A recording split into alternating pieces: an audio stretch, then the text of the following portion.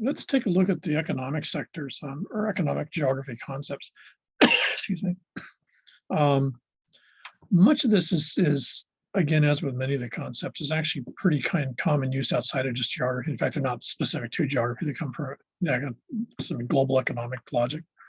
But geographers tend to look at them a little bit differently because, of course, we look at them spatially. So there's traditionally, in fact, the text uses them a very traditional form of 3 economic sectors. Most folks agree there's 4. I mean, you could probably argue, as we'll see, there's sort of like 4.5. But for our purposes, there's basically 4. So in fact, the book mentions them. So the first one would be your primary. So if you go to the book, as typical, they got these images of these sort of, usually pyramids or some sort of graphic design. Your primary sector is basically production.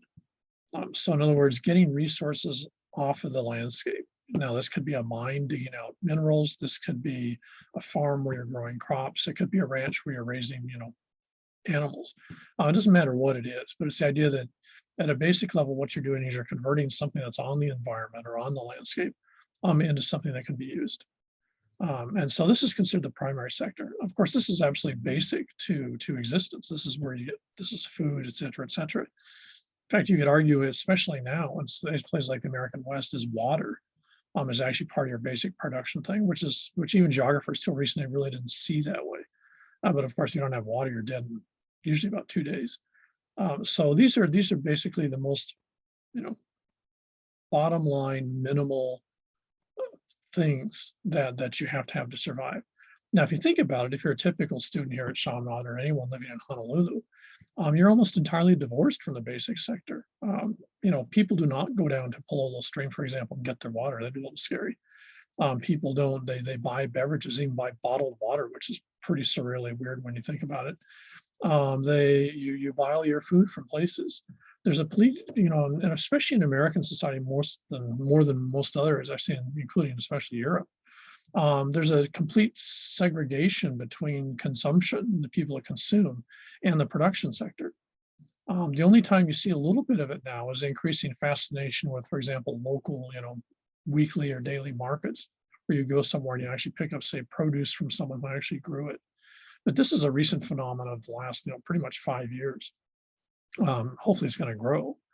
But this is, this says something, because if you've completely separated your population conceptually, structurally, and economically from production, then when people in production are saying we need this or we need that, no one's going to listen to it, because no one relates a farm to the food that you get in a box.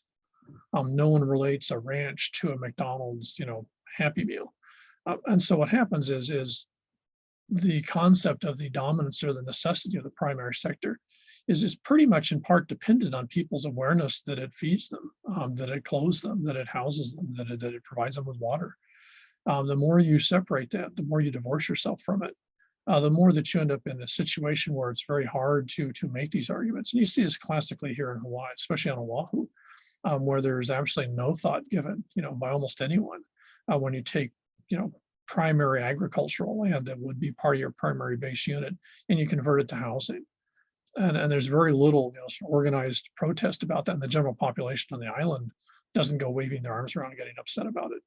And you can see this, because if you go to Times or someplace, everything's packaged. The vegetables are packaged, the fruits are packaged, everything is packaged, especially the meats. If you go overseas, one thing that really bugs Americans in many areas is going to a place and actually seeing meat butchered for you, which is what you get. You see this down in Chinatown and stuff. And of course, for populations that are Asian, or in fact, many European groups, they want to actually see the animal that their meat's coming from, because they want to know where it came from. Americans are so fascinated with this idea of cleanliness and sanitary that what we do is we divorce ourselves from that. You hide the meat operation behind a panel, and people just picks up little foam and plastic trays of food, and they want it that way. They don't want to see someone whacking a chicken into bloody little pieces and then taking the parts that they want. They want to be divorced from that. So the primary sector is obviously, of all the sectors, it's the one that's the most necessary. Having said that, it's changed radically in the last couple of thousand years, especially in the last 300 or 400 years, when what was largely subsistence, primary production, in the sense that there was a little mine that dug stuff up, and there was a local blacksmith that made you what you needed, like a hoe or a machete or something like that. And then you had your little farm that you grew stuff on. So this sort of subsistence agricultural model, which had, the classic modern term was that people were close to the land, in the sense that they had a very strong awareness of how the land fed them. When you move into, especially the 19th and 20th century, both in Europe and also in the United States, what happens is gets replaced by, again, this idea of commodification. That the land basically starts being turned into what can you make the most money off the land in. And the classic example would be the American South. You go from basically food production, largely corns and other crops, which people fed themselves with. So it was a subsistence, and then if you had a big farm, you sell the surplus out. And what you get is the move to shift to things like cotton, which is not only obviously not edible. So when you grow cotton, it's only for the purpose of turning it into piles of bales of cotton that you then sell, and then with that money you buy your food.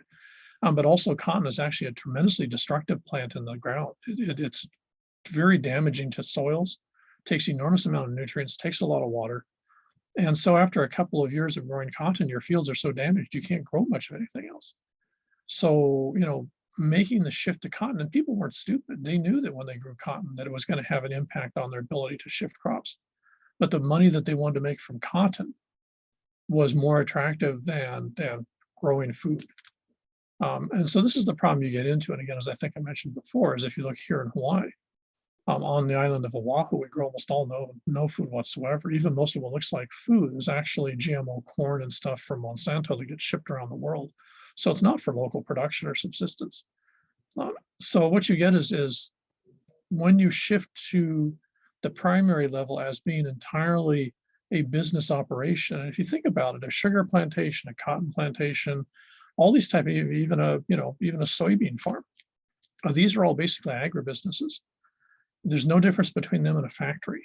The only difference is, rather than producing iPhones, you're producing soy, which you then sell.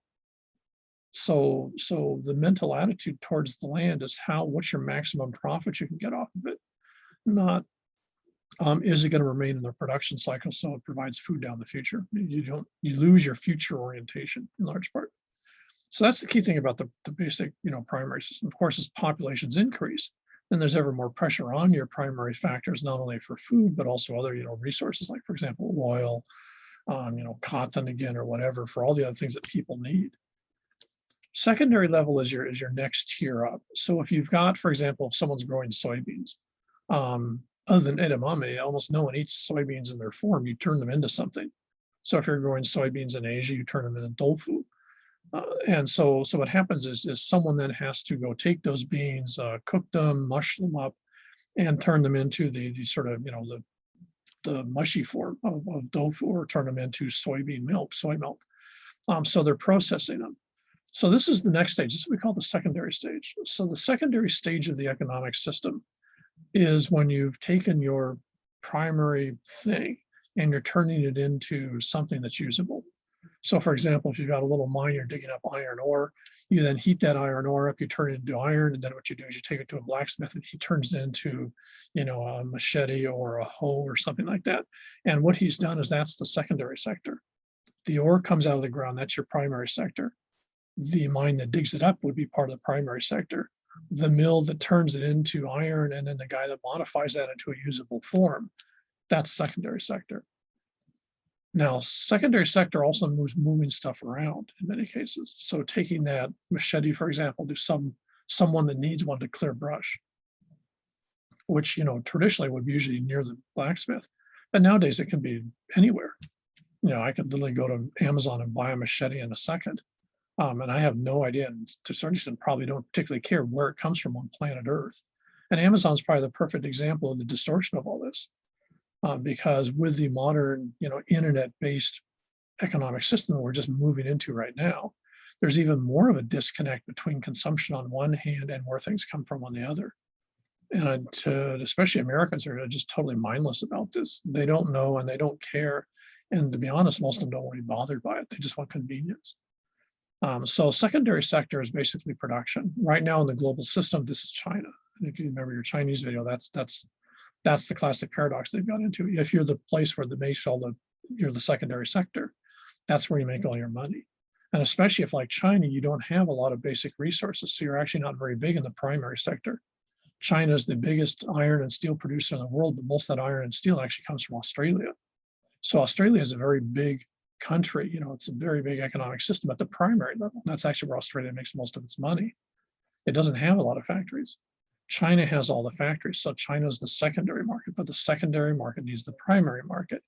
And if Australians want to get, wheels for their car, which are made in China, then the guys in the primary sector use that money to buy stuff from the secondary sector. So those two are interrelated, but they're not the same thing. The third level would be your tertiary system. And the tertiary system, very simply, is what we call the service sector. So, for example, if you're going to buy wheels for a car, you can either, Amazon would be an example of a tertiary enterprise.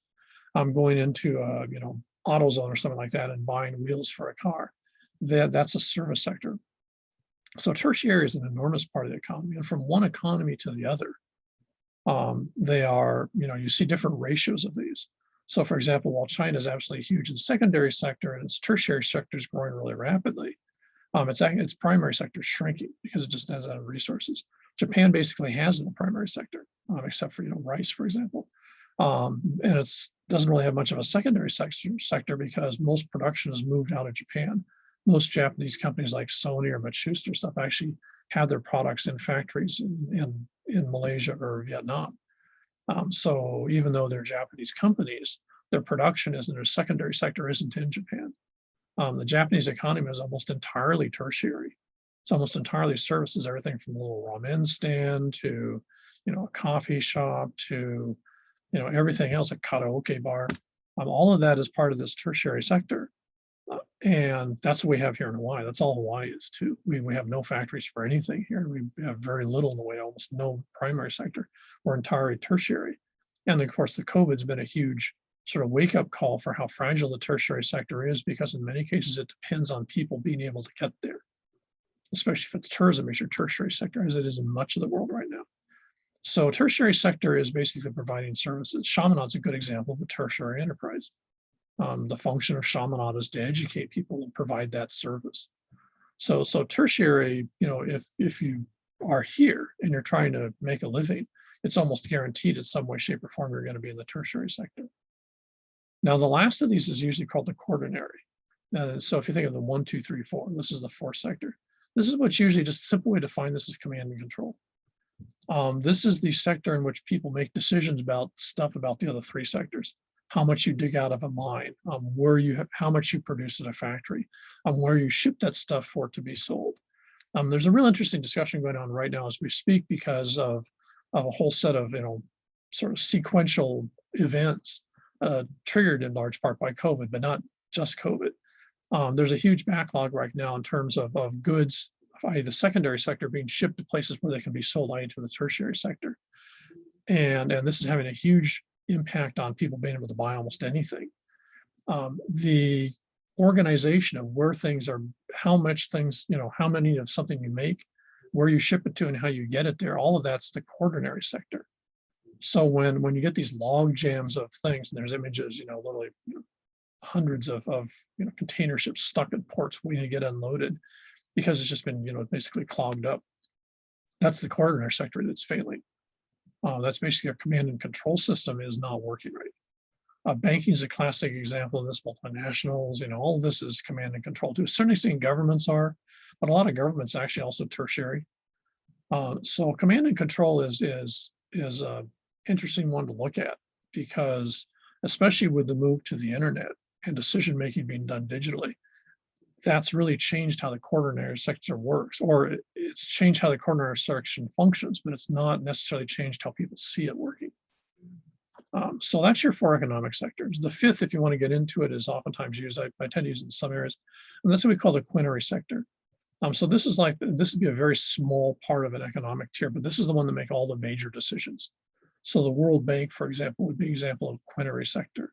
The C20, financial organization of the top 20 economic countries, that would be a quinary thing. So quinary is almost like a subset of quaternary. In fact, that's probably the best way to think of it. So for our purpose, just use the four. So that's your economic sectors.